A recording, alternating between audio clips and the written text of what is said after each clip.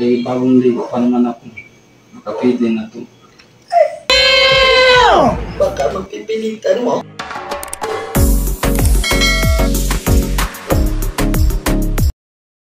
Tao po. Tao po. Tao Ano po. yun? Pwede naman po po. Ano yan? Pwede naman po po. Pwede naman po po. Ano po? Ano po sir, may order po yung Shopee. Si Shopee? Wala pa naman ako ng pera.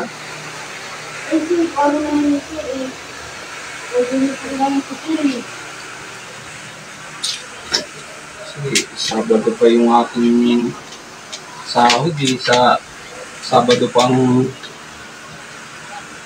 sahod ko eh. Ano kaya yun? Ano kaya ang kwan yun?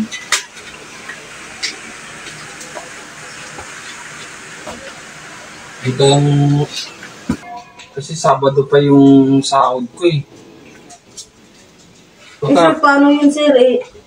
Ngayon na po kasi ito nakaka-ano yung order ni sir eh. Eh, baka natin pwedeng pag-usapan yan. Oh my God! Baka pwede naman natin pag-usapan yan. Kasi kung... Sir, baka kasi sir, nandyan po yung asawa niyo eh. wala ba? Oh God, please, no! Eh, baka yan din po yung mga anak niyo sir. Wala. Pasok ka muna dito. No! Eh, sige sir. Pasok ka muna dito.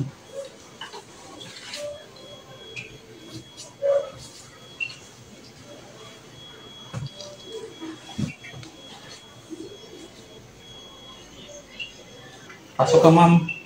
Sir, pwede bang... Baka sir, kasi may mga anak tayo. Wala, ako lang mag-isa dito. Sir, pwede bang pakibuksan na lang po yung Wala talaga pa akong kapera-pera.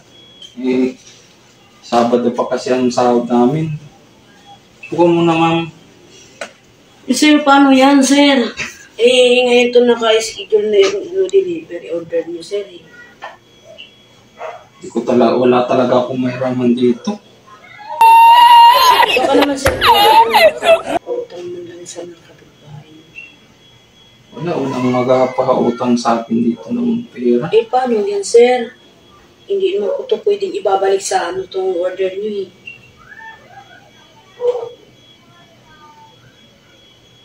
Eh, paano yun, sir? Eh, nakano na po yung order niyo. Hindi na po pwede ibalik ito. Yun yung naisip ko eh.